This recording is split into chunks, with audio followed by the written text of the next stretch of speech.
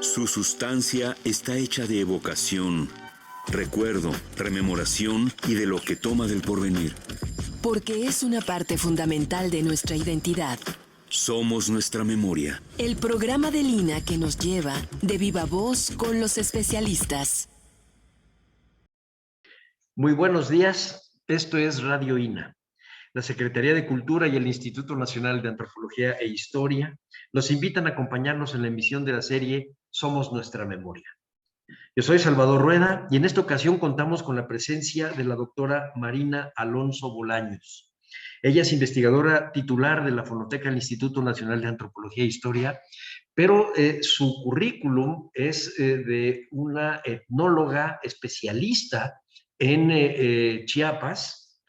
Ella también ha trabajado la etnografía de los pueblos indígenas del estado de Chiapas. Hace estudios sobre música, tiene por ahí alguna publicación en la Fonoteca. Tiene un doctorado en historia.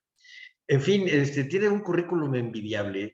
Y como yo soy un envidioso, por eso nos vamos a saltar tantito eso y vamos a entrar directamente a un tema en donde solamente una mujer sabia como ella puede darnos luz, que es el efecto de aquello que Brodel decía que era la complicidad entre la geografía y la historia. Y en particular, como somos nuestra memoria, vamos a recordar que hace 40 años, en estos días, hizo erupción el volcán Chichonal en Chiapas. Bienvenida, doctora. Vamos a platicar de esta cosa tan sorprendente y que nos tocó vivir de lejos, pero que a todos nos sorprendió, la erupción del volcán Chichonal. Muchas gracias. Pues bienvenida. Vamos a empezar por darle contexto a la geografía y después a la complicidad con la historia. ¿Le parece? ¿Dónde queda? ¿Cuál es la región de Chiapas en donde está este cinturón de volcanes, que no es el único, y cuáles son los más importantes? Sí, bueno, el Chichonal se encuentra en la serranía de Magdalena, esto es en el noroeste del estado de Chiapas. Y en realidad, bueno, pues es un volcán que no era como un atributo geográfico tan impactante como lo son el Tacaná, por ejemplo, bueno, nuestros volcanes aquí del Valle de México, en fin, sino que era un volcán muy, muy chiquito, muy chaparrito, de tal manera que en la serranía, pues era de alguna manera poco visible, digamos, en el entorno de montañas de la zona.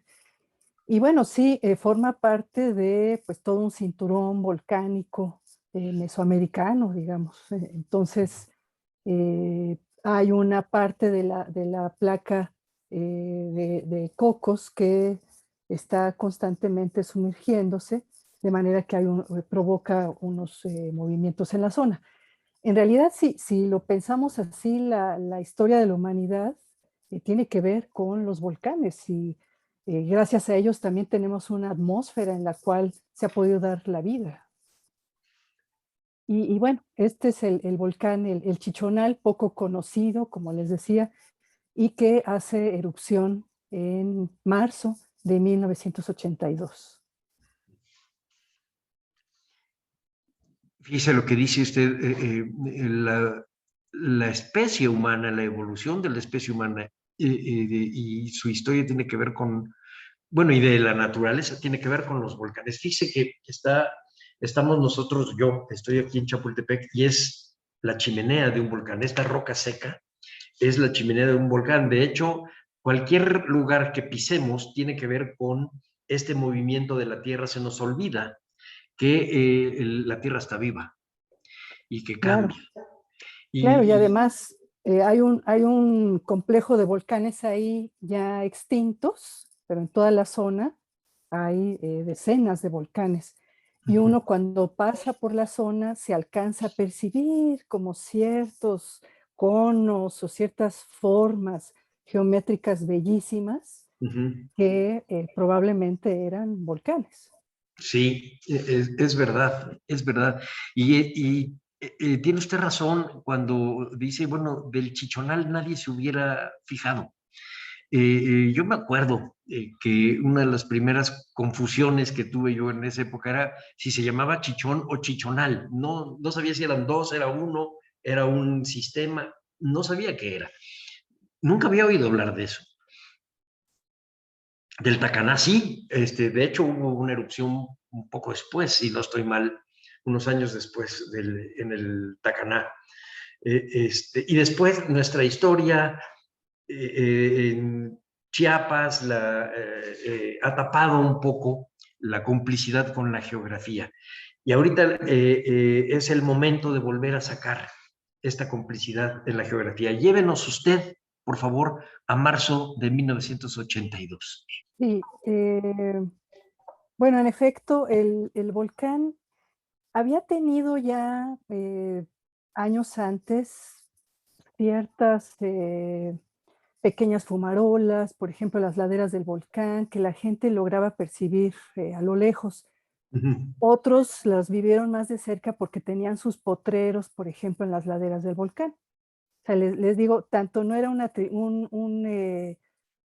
un signo geofísico, digamos, que pues, la gente tenía potreros y la gente caminaba ahí constantemente. Entonces, pero sí había pequeñas rupturas, había algunos arroyos de aguas azufrosas, en fin, que pues, denotaban que era evidentemente un volcán.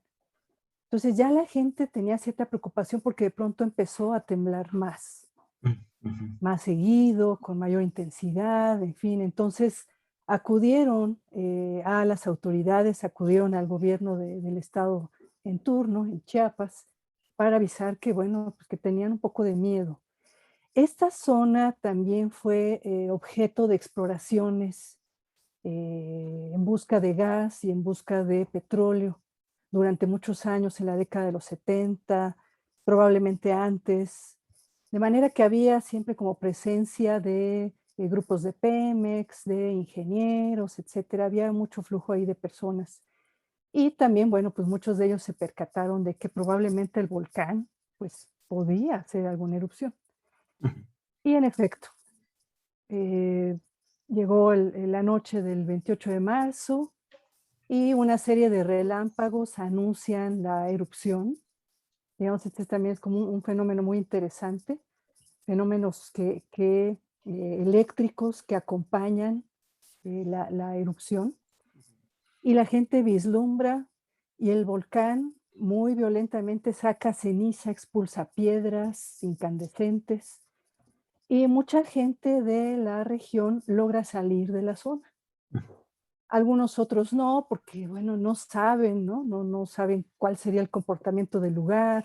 Además, bueno, pues hay todo un complejo mítico interesante que, bueno, más tarde habría que hablar sobre ello. Que, pues bueno, la gente esperaba que eso pasara. O sea, pues sí, expulsó ceniza, en fin.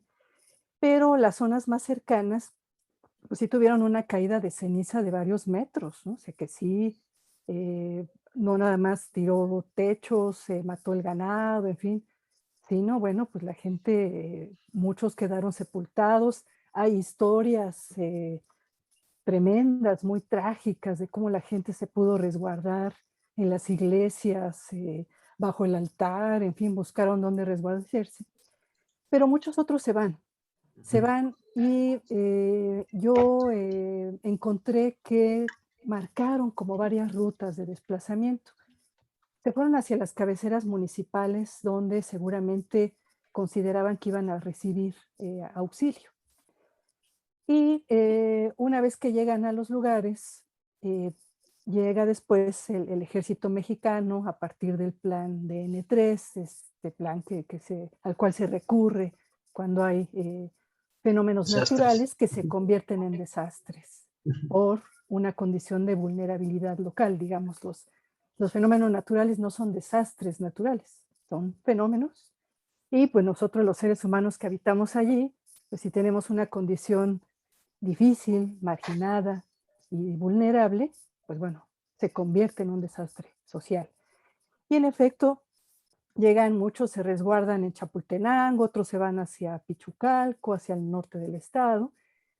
Y bueno, por un error científico de cálculo, pues se consideró que el volcán ya no volvería a hacer erupción, porque había expulsado ceniza, no expulsó lava, por ejemplo, y que bueno, pues esto de alguna manera podía ayudar a que los campos se volvieran más fértiles en un futuro, pues de alguna manera podía eh, resarcirse, digamos, el daño de la naturaleza.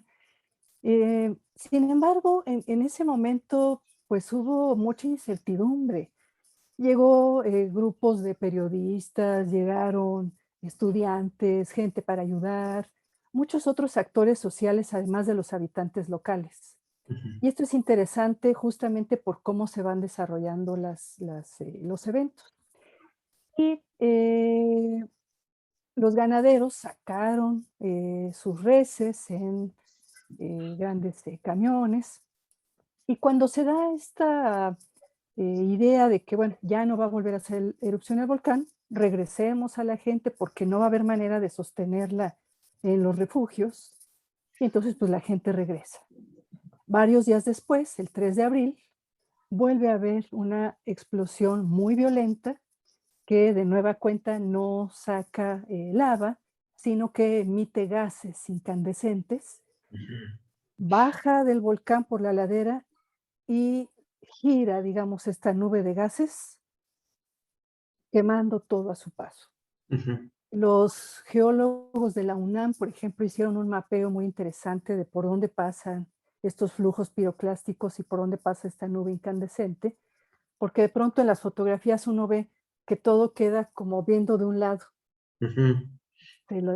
los pastizales, los árboles que quedaron, y algunas de los animales, de las reses, están con las patas hacia un lado, ¿no? Porque pasa la nube justamente allí. Sí, o sea, el flujo empuja como si fuera una corriente, bueno, roca Exacto, incandescente, pero todo le da una inclinación. exacto. Incluso hay un caso, lo platico brevemente, que un señor comenta que se empezó a sentir como asfixiado, no entendía por qué, salió corriendo, vio un balde de agua y se aventó al agua. Pero le quedó el pabellón de la oreja de fuera del agua, una parte de su cara, y pasa la nube y le quema esta parte de la cara, ¿no? Claro. Son cosas, vaya, que suscitan estos fenómenos naturales.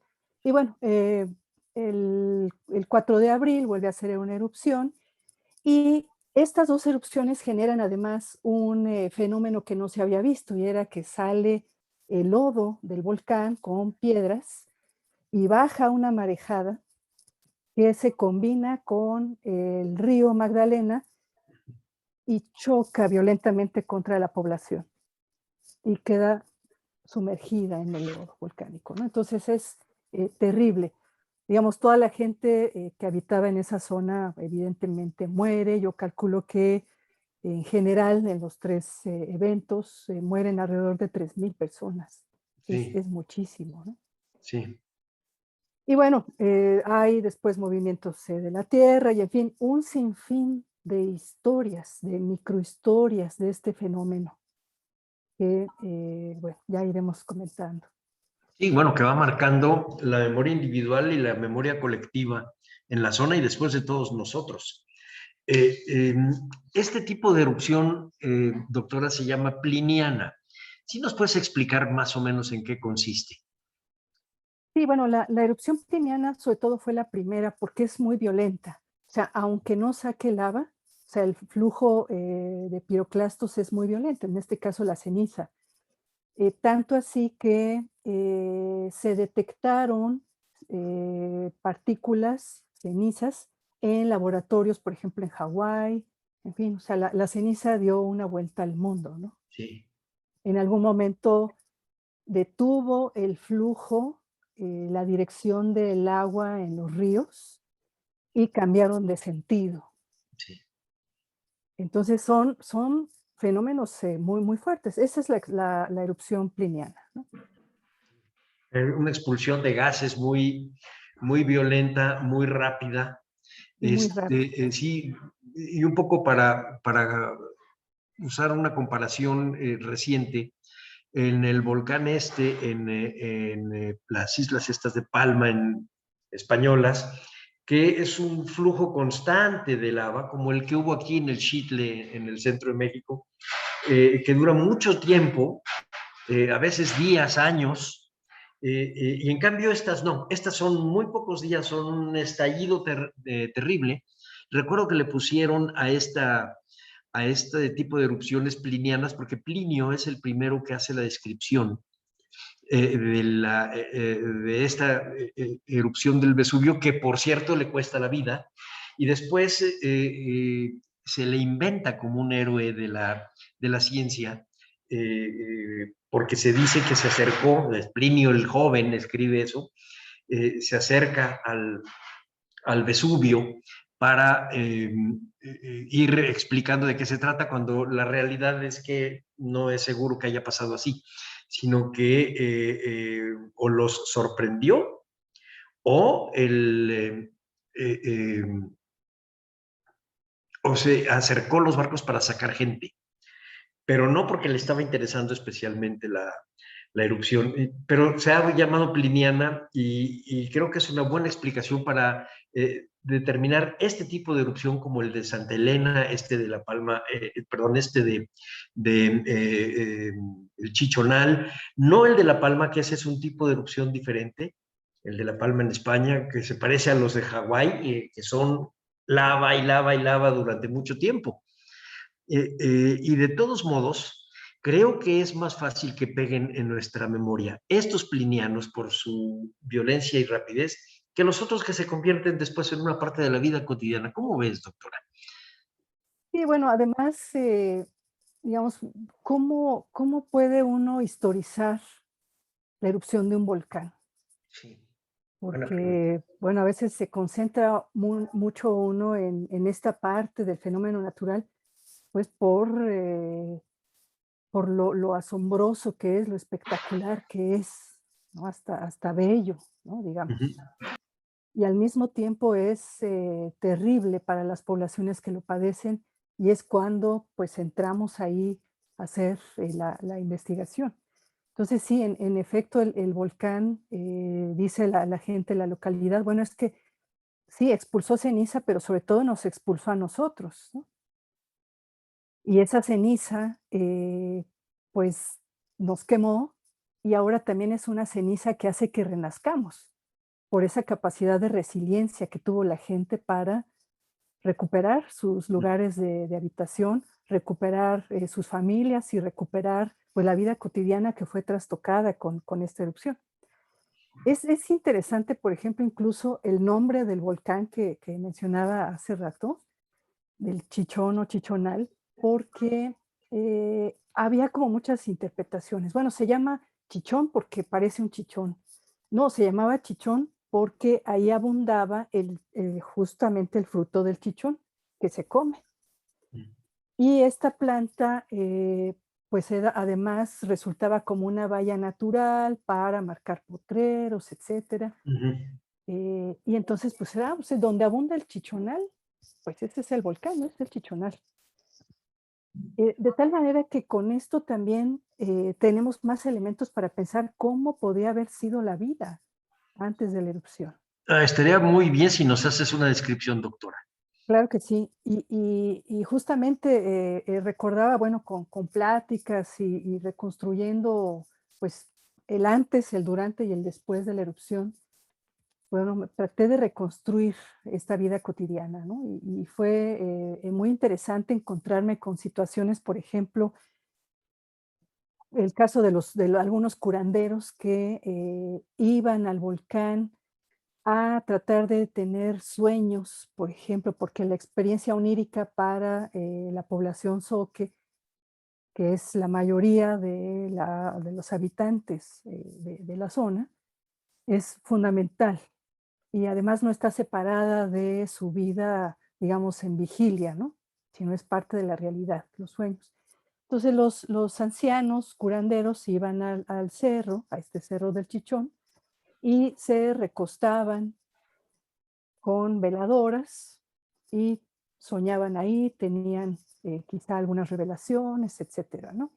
Y era una práctica que a la gente le asustaba un poco, pero sabían que de alguna manera era como esa parte que los sabios, los Ujú. santos viejos requieren para los oráculos o para tener una respuesta ante la vida cotidiana, ¿no?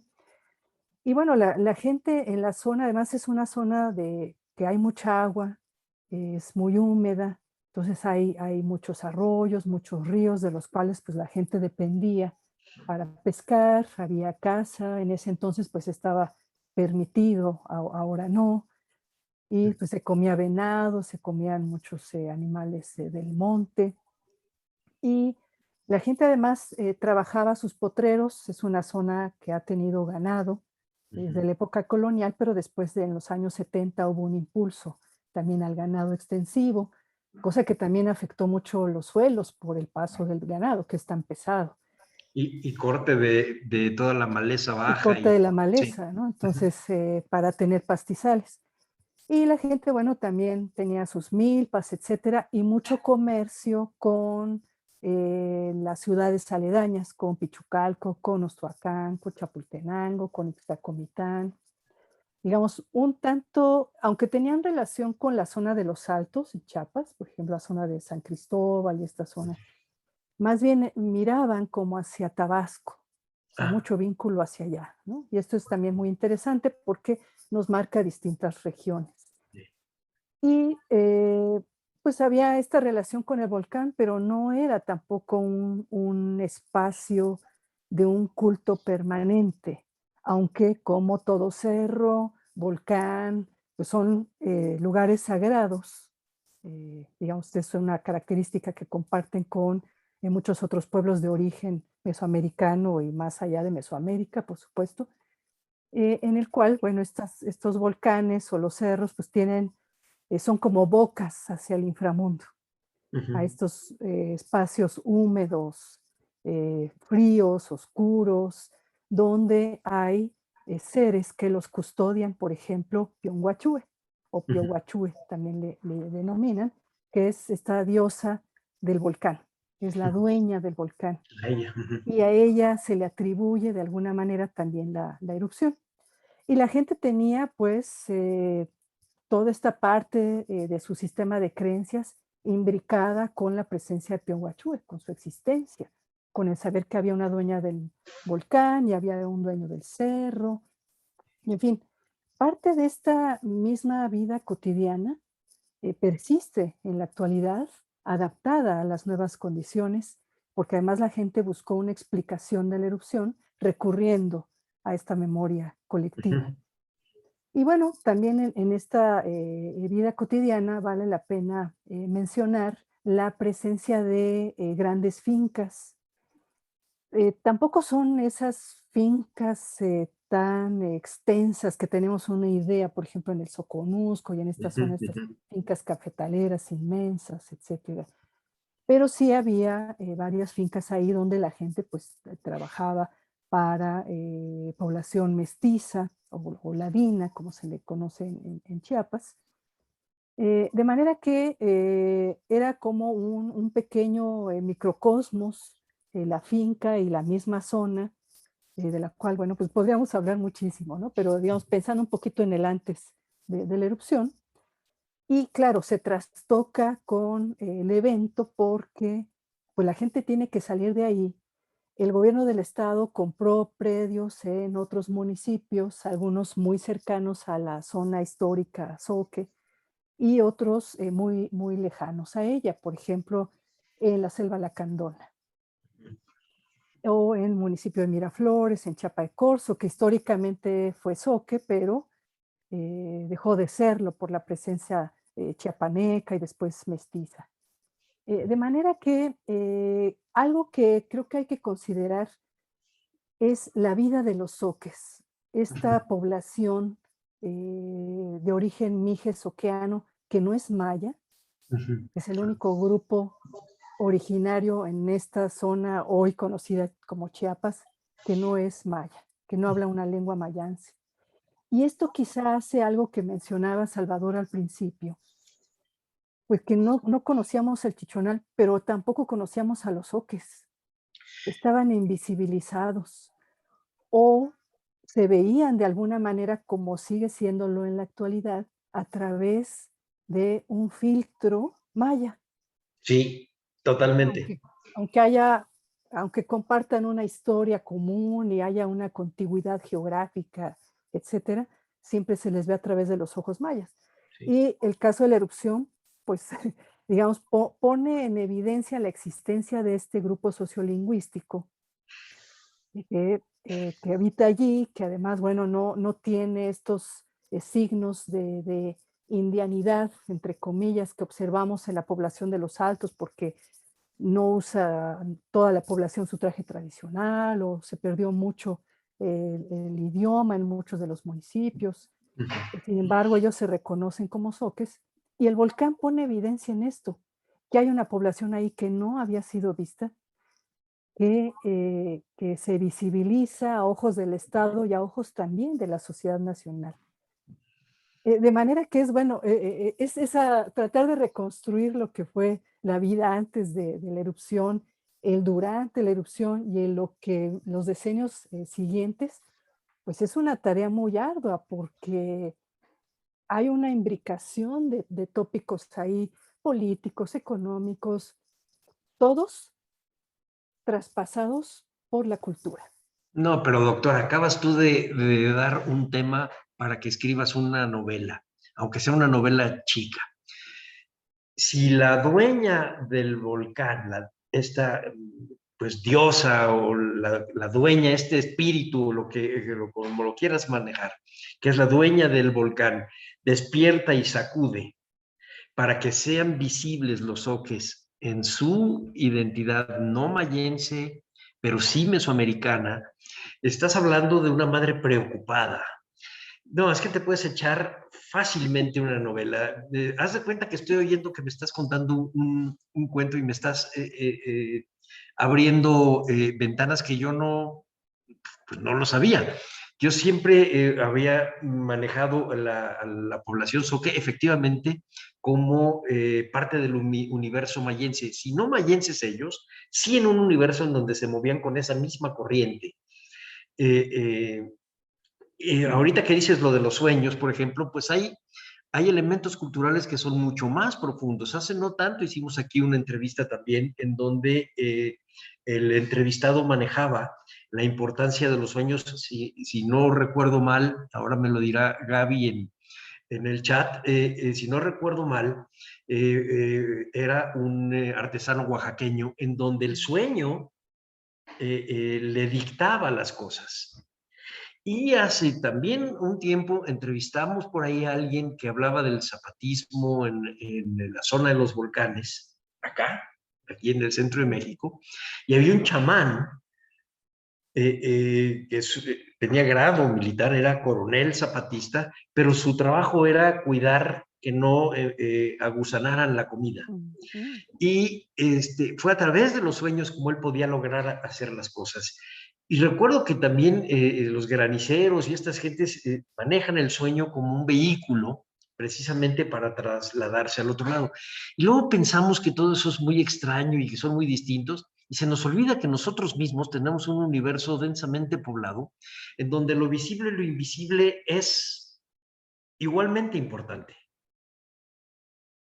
Igualmente importante. Y cuando despides a alguien le dices, gracias a Dios está usted bien. Bueno, esta idea de gracias a Dios, estamos hablando de este universo no visible, pero lo tenemos tan cerca que creemos que es una frase hecha y no, es parte de una construcción del mundo.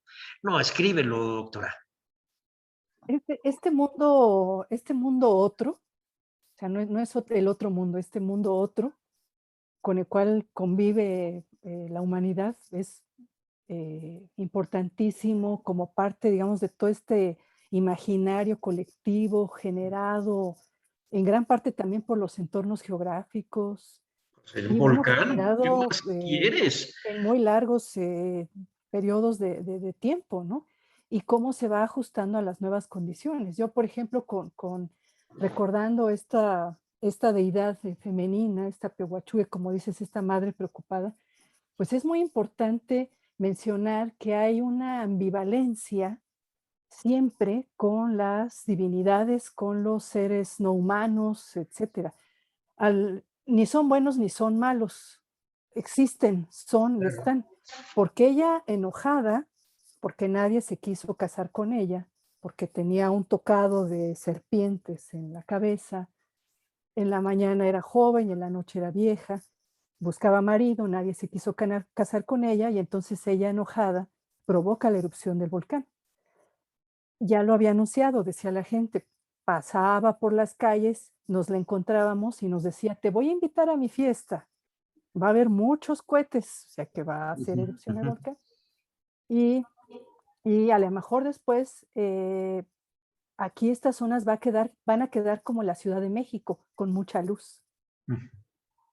Entonces, hay testimonios fabulosos, hay también varios colegas que han registrado, narrativas locales muy interesantes, y hay testimonios, por ejemplo, de la gente que dice: "Es que nosotros la vimos", o sea, ¿qué hace un investigador o una investigadora cuando la persona con quien dialogas no habla nada más de una tradición oral? Ah, bueno, de mis padres o mis abuelos escucharon que Pioguachúe o aquí se sabe que ella, sino que la vieron. Sí, Yo acá la nos vi, pasó yo eso, hablé sí. con ella Hay testimonio en primera en persona, primera persona. como en La Entonces, Llorona, doctora. exactamente, exactamente. Sí, son procesos muy, muy similares con, digamos, cómo tenemos el universo mítico, lo tenemos introyectado como parte de nuestra constitución como seres humanos. Y bueno, pues esa es la cultura. Ujú. Justamente esa es la cultura, el idioma, etcétera. Y entonces esta mujer, digamos, cuando trasladan a algunos de los ubicados a la selva lacandona en un contexto totalmente distinto, pues la gente no conocía la zona, ¿no? Si imagínense, estamos hablando del noroeste del estado, el traslado al otro extremo y en Ujú. un contexto selvático, etcétera, con otras problemáticas que tiene que ver con el neozapatismo, justamente. Y estas personas dicen: "Es que ya no hemos soñado con Pioguachúe, ni Pioguachúe se ha asomado aquí". Quiere decir que de alguna manera estamos salvo Ujú. de que nos pueda ocurrir alguna desgracia aquí como la que vivimos, ¿no?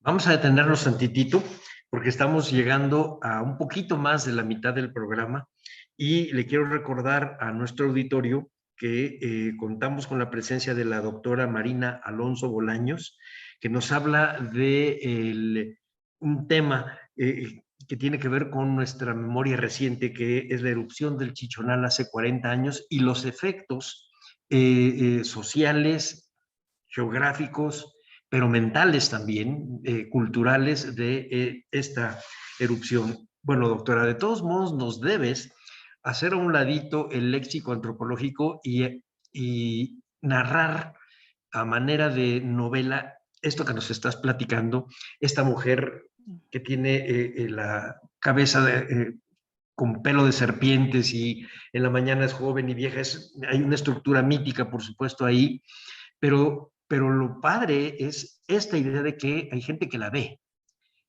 O sea, que hay testimonios en primera persona que te dicen, no, es que yo la vi y salió así.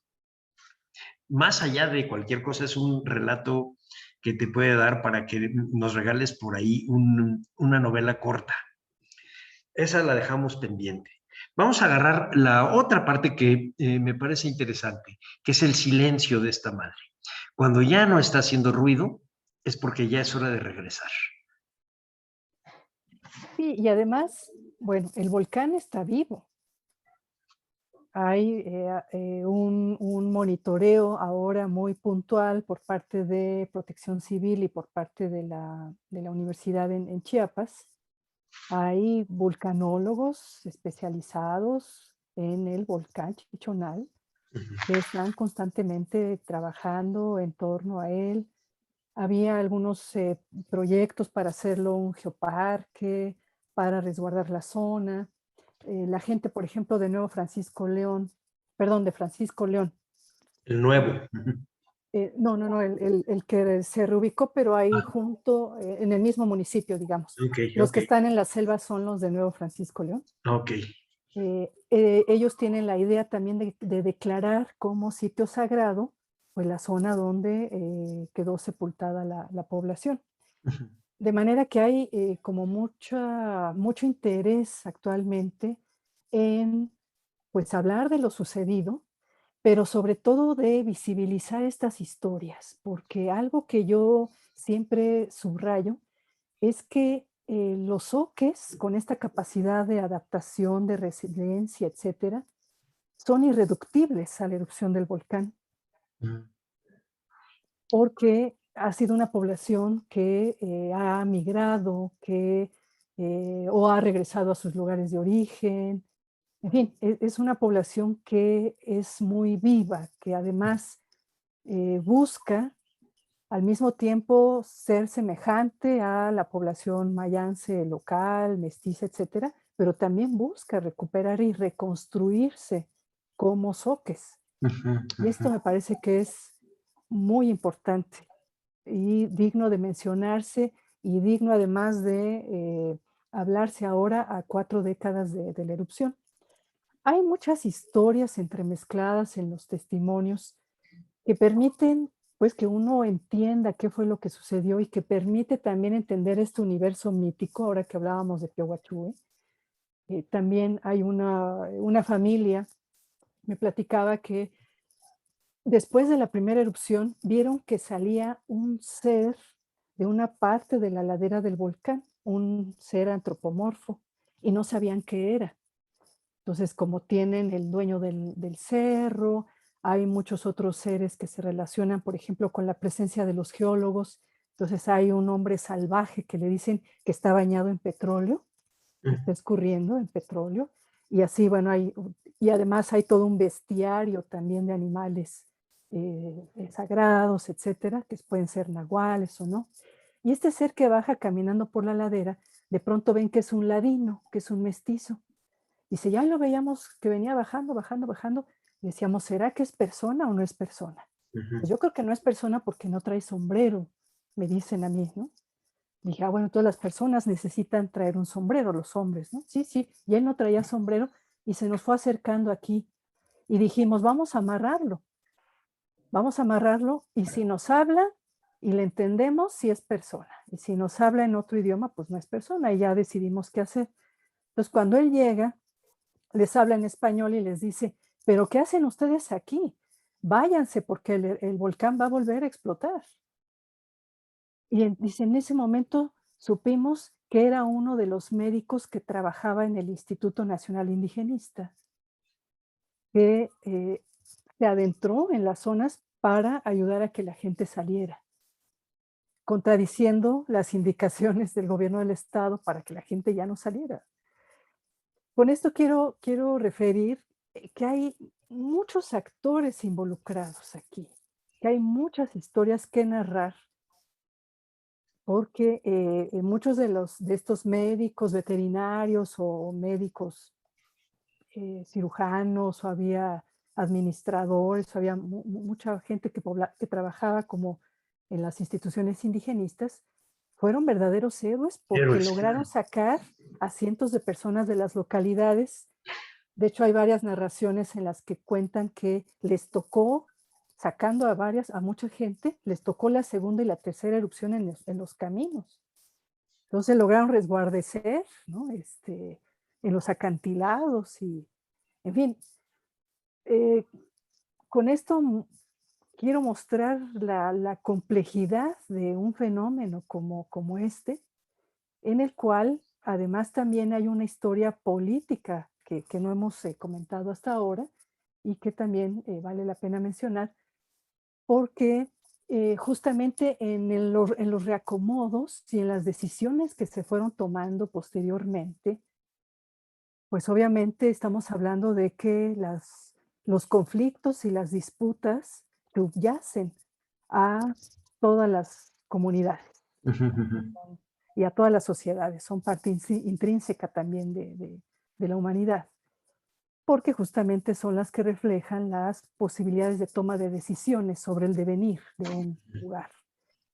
Y entonces aquí las autoridades locales, bueno, tenían pues conflictos con algunos mestizos de las fincas o con la misma gente también. Y entonces comienzan a darse una serie de disputas por recuperar las tierras, por ejemplo. Los reubicados querían, además de haber obtenido nuevas tierras, pues regresar a sus tierras también, Ujú. una vez que ya había pasado todo. Eso ya no era posible porque les habían ya dotado de tierras. Entonces, esto generó muchísimas disputas y generó que la población, por ejemplo, se asociara con organizaciones locales, por ejemplo, Jinich, que era muy fuerte en el norte de Chiapas, en la zona de Bachajón, que se asociaran con la diócesis de San Cristóbal y que simpatizaran posteriormente con el zapatismo. Porque bueno, claro, pensamos en el 82, que fue la erupción, y hasta el 94, ese levantamiento zapatista pareciera que es mucho tiempo, pero en términos históricos no es nada.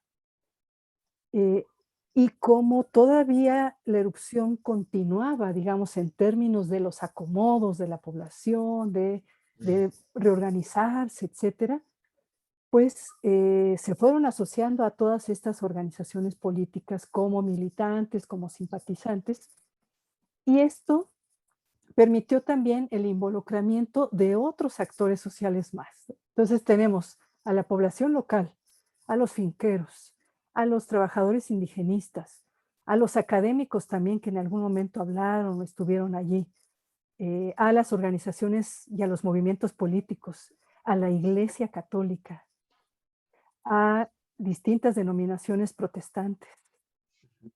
Entonces, es un relato complejísimo No, sí, que, pues, no nos da, el tiempo para hablar de cada una de estas líneas posibles de historias y cómo se fueron entrelazando entre sí en 40 años.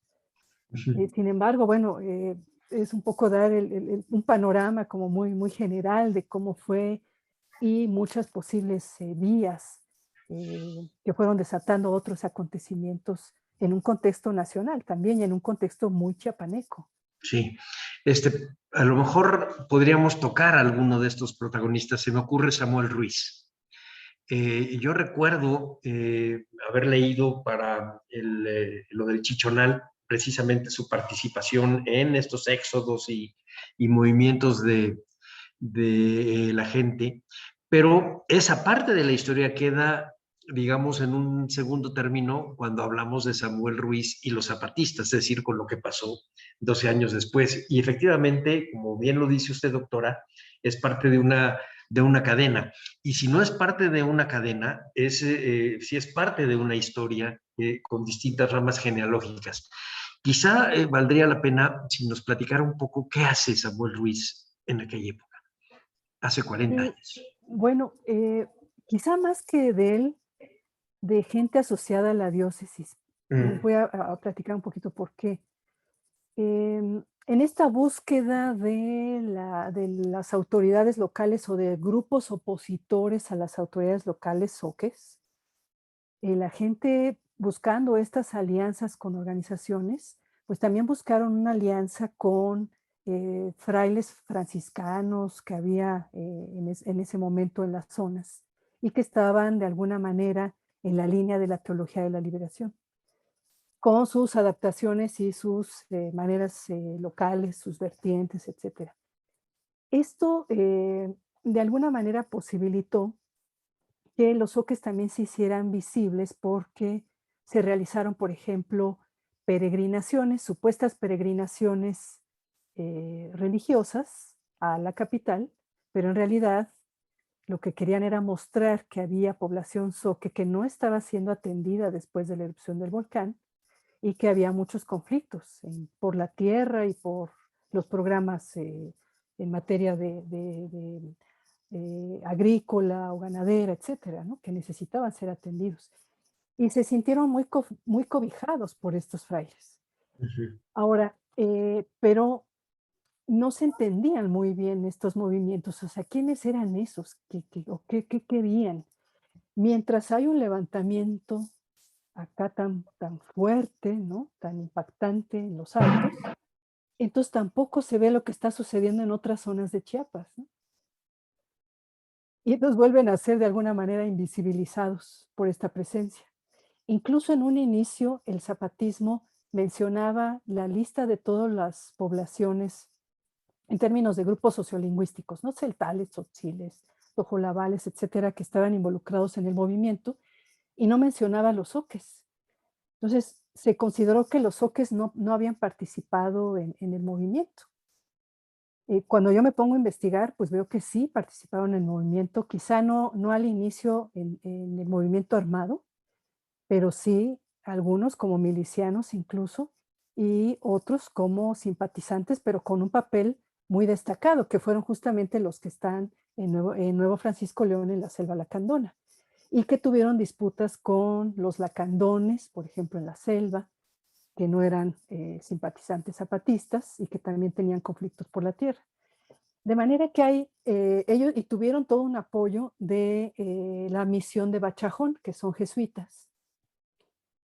De manera que la parte de la institución religiosa también tuvo un papel fundamental en el devenir de la erupción, ¿no? Suena un poco curiosa la frase, pero tiene que ver porque es parte de toda esta historia.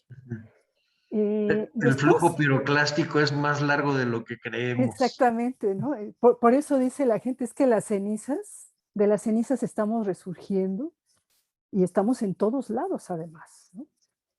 Y este apoyo que le dio la Iglesia Católica para visibilizar a la población zoque sigue existiendo en la actualidad con la lucha que tienen, por ejemplo, en torno a la explotación de la zona para el gas o en torno a la instalación de nuevas presas como parte del complejo Chicoacén, Peñitas, etcétera, que está en esa zona, digamos, ¿no?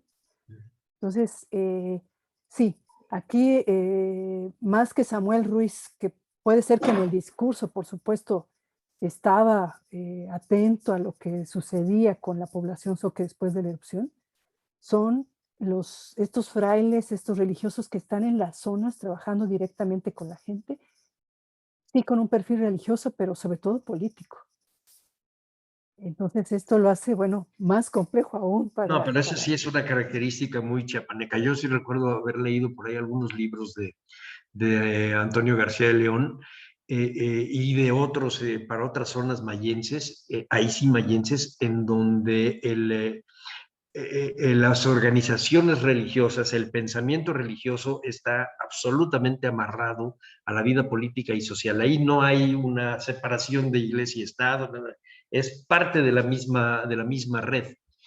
Ahí es muy mayense, doctor, eso pues ya nos explicarás en otro programa, este fenómeno, eh, eh, ya dije muy mayense, pero diría yo muy chiapaneco, es muy chiapaneco, la historia de Chiapas está así cargada desde el siglo XVIII.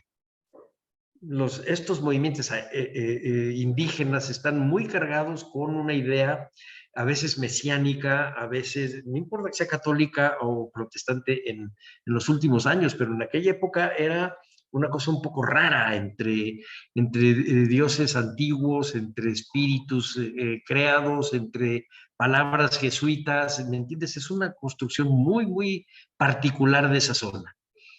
Ya nos platicarás bien eso. Pero ahorita sí platícanos exactamente qué es lo que pasa, digamos, una semana después de que empiezan a regresar. ¿Cómo arman ellos? sí, ¿Cómo se arma este nuevo Francisco León? ¿Cómo haces esto? sí, con una vez que pueden regresar, porque bueno, el ejército también había custodiado la zona porque estaba la ceniza incandescente, porque no se podía pasar, o sea, era muy, muy caótico todo, pero la gente empieza a regresar paulatinamente. Rehabilitan algunas de las localidades, pues se dan a la tarea de limpiar los techos, de recuperar las iglesias, de limpiar los santos que quedaron bajo la ceniza. Algunos de los que salieron por completo de la zona se llevan a sus imágenes en bulto, ¿no? Las trasladan. Y hay también historias interesantísimas ahí al respecto. Y la gente, bueno, limpia sus potreros, pero bueno, pierde varios periodos agrícolas, digamos, para trabajar la tierra porque es imposible trabajarla, ¿no? Entonces, un poco van viviendo de lo que las organizaciones les brindan. Creo que en ese entonces no se llamaban propiamente no gubernamentales, pero llamémosle ahora sí. Les proporcionan comida, alimentos, etcétera. Y ellos, bueno, tratan de sostenerse con lo que se puede. Lo que se va dando son muchos acomodos de la población en otros municipios también y van construyendo una nueva identidad como desplazados en contextos completamente distintos. Ujú. Y también se generan muchas disputas por la tierra, como mencionábamos hace un momento. Y son pues procesos que además toman muchos decenios. Digamos, en la actualidad sigue habiendo muchos problemas, muchos conflictos por la tierra. Hace una semana que estuve yo en la zona, pues no se podía ir a ciertas partes de la ladera del volcán porque está invadido el volcán. Entonces, imagínense, si no ha tenido todavía todo un gran impacto este fenómeno natural, ¿no? Bueno, ahora sí que quedo sorprendido de que el mismo volcán sea ahora parte de la disputa por la tierra y por el asentamiento. Doctora, esto tiene que ver más con cierta vocación suya. ¿Ha habido música que tenga que ver con esta experiencia de la erupción y de la nueva vida después de la erupción entre los Oques de Francisco León? Sí, y no solo con los de Francisco León, sino de toda la macrorregión Soque o las muchas regiones Soques, como creo que sería más correcto decir. Sí, siempre ha habido un interés de la misma población por tocar sus músicas. Es asombroso, por ejemplo, los niños tamboreros y que tocan la flauta, los carriceros. Es impresionante. Y hay muchos maestros tamboreros que pues generan realmente su escuela de danza y de música, de elaboración de máscaras, etcétera, porque la música, bueno, pues está imbricada en la vida social, ¿no? No es, no es un adorno que acompañe la vida de la gente, sino que es parte de la vida de la gente. Y esto es muy interesante porque, por ejemplo, hay proyectos que genera la misma población para recuperar ciertas danzas, por ejemplo, que se habían perdido, o para poblaciones que desaparecieron por completo y que regresaron a sus lugares, pues como si fallecieron los músicos, pues bueno, entonces ahora hay que reinventarse, ¿no? Y hay que generar. Además, es muy interesante, muy bonito que dice la gente, tenemos un zapateado del chichonal. Pues bueno, yo tengo unas grabaciones ahí del zapateado del chichonal. Y hay unas piezas musicales también de un pitero muy conocido que es Luis Hernández de Copainala, que pues compuso un son para Pío Guachúe. Entonces, mientras va tocando él y me explica con este toque del tambor, dice, yo voy marcando el ritmo de Pío Guachúe, cómo va tirando el fuego mientras pasa. Entonces, digamos, toda esa parte muy musical de los oques, pues es muy relevante para su construcción identitaria. Entonces, es quizá una de las grandes características de esta población, con sus grandes diferencias, porque la zona es muy grande y cada localidad, cada comunidad, pues tiene sus propias formas de ser musicalmente hablando y en general. Sí, pero suena, bueno, hermoso pensar que eso de que somos nuestra memoria, hay una parcialidad que esa tiene ritmo, tiene una composición con una estructura particular, digamos, la matemática, que es la música. Y sin esa música a lo mejor no se puede reproducir la memoria eh, como, como algo que es parte nuestro. No solamente como tener un recuerdo muerto de algo que pasó, sino como algo que está pasando en tu vida de hoy. Tu vida de hoy es también la de ayer. Y la música ahí tiene ese juego, y por eso lo que hacen ustedes en la fonoteca me parece un orgullo para el INAH, te lo digo así. Y esto que me estás contando de los tamborileros y de el pensar que hay un ritmo de cómo avienta el fuego, me lo estoy imaginando. Estoy imaginando cómo lo está componiendo y cómo lo están danzando. Es muy visual, es muy visual. Existe también memoria gráfica, por supuesto. Yo he visto una buena cantidad de fotografías. Yo pienso que valdría la pena empezar a armar ya una exposición ahora de historia reciente del Chichonal, ahorita que está esto así, y empezar a empezar con la música, doctora. ¿Cómo ves? Que hicieras una curaduría y empezaras con un son de tambor. Bueno, sería fabuloso porque sí, hay mucho material fotográfico y hay pues muchos registros de muchos colegas, de mucha gente que ha trabajado la zona. Y también hay video y también hay un movimiento artístico local interesantísimo. Entonces hay poetas soques, hay un muralista llamado Saúl Cac, que bueno, tiene una gráfica fabulosa que ya es conocido internacionalmente, por ejemplo. Y el tema del volcán en su obra es muy recurrente, ¿no? Ujú. Y lo de los sueños. Entonces sí, sería fabuloso hacer eso. Incluso, bueno, para dar luz y para poder visibilizar, pues, materiales bibliográficos que se han publicado recientemente en torno al volcán y que Entre ellos, formarían parte, pues, de una exposición, ¿no? Por supuesto, sería fabuloso y muy pertinente ahora, justamente, ¿no? Involucrar a la misma gente a que participe de esto y, claro, la parte musical, pues, sería sustancial, ¿no? sí, para una exposición eh, así que puede ser en una casa de la cultura o en un museo, pero también puede ser a través de un video, ¿me entiendes? Yo creo que valdría la pena empezar ahorita a platicar con la gente linda y empezar a recuperar este mismo año antes de que se nos vaya todo esto. Pero la parte bibliográfica, tú tienes cosas, usted tiene cosas escritas. Platícanos un poquito de este libro. Sí, sí, muchas gracias. Sí, sí tengo varias publicaciones acerca de los sueños, acerca de la música, eh, cosas que atraviesan tangencialmente la erupción, pero recientemente publiqué en el Colegio de México un libro sobre las microhistorias de la erupción del volcán, que es bueno, lo voy a mostrar aquí a la Sí, luz, sí, perdón. sí. Este, me estoy haciendo autopropaganda para su lectura, por supuesto. Lo publica el Colegio de México en el 2020.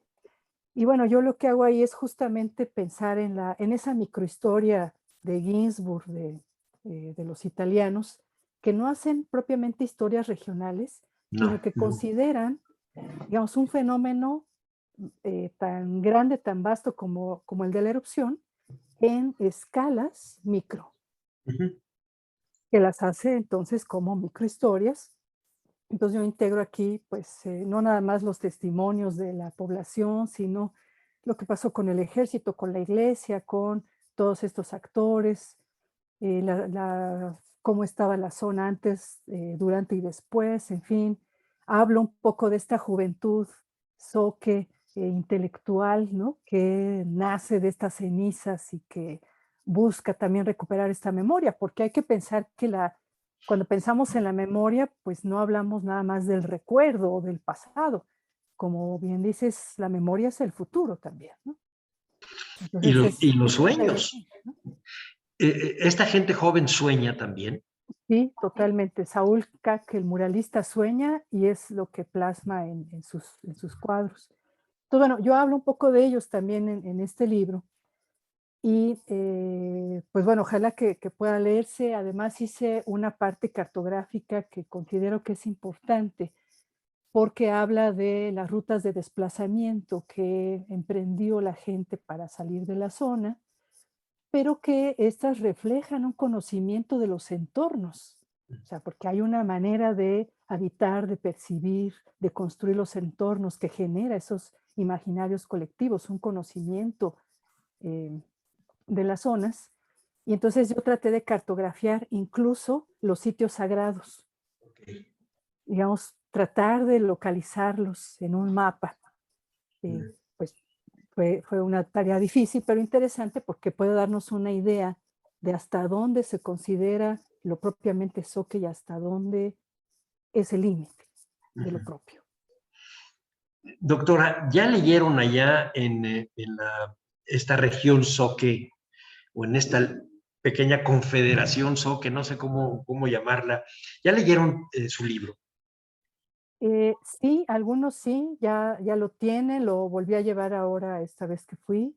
Conocen otros de mis trabajos, pues bueno, ya tantos años que he estado yendo que, bueno, tengo ahí muchos amigos, e incluso, bueno, generando también y apoyando a jóvenes estudiantes que también han hecho sus investigaciones en torno a distintas situaciones del volcán.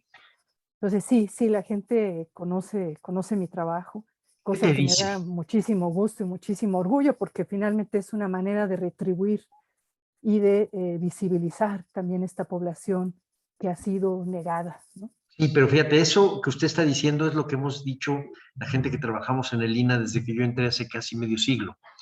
Pero ¿qué te dicen ellos? Bueno, pues es muy interesante la respuesta porque comparan las versiones, por ejemplo, ¿no? Así, bueno, sí, yo viví esto, ¿no? Sí, sí, cierto, es cierto, yo Ujú. observé tal cosa, es cierto, nos costó mucho trabajo llegar a tal localidad, es cierto. Ahora también queremos, eso comentaron en Nuevo Francisco León, pues queremos obtener otros testimonios más. Hay gente que también quiere hablar de lo que le sucedió y que quizá no está todavía registrado. Entonces sí hay una respuesta Claro. bonita. Y bueno, seguramente también habrá quien no le guste, pues también, ¿no? Pero bueno, esto es parte también de la generación de conocimiento. Sin embargo, es material que es útil porque les sirve para entender gráficamente, por ejemplo, su territorio. No nomás eso, doctora, y eso es a lo que yo quería. Sin que usted lo haya propuesto, es un engrane de la memoria. Ya es usted un engrane de la memoria. Yo alguna vez he trabajado historia oral, igual con esta línea de doble de microhistoria, tanto la regional como las historias personales, y la manera como la gente recibe los libros a veces es como una novedad, su propia historia es una novedad narrada por ellos mismos, y entonces empiezan a recordar que efectivamente las cosas pasaron como pasaron, o creyeron que pasaron así.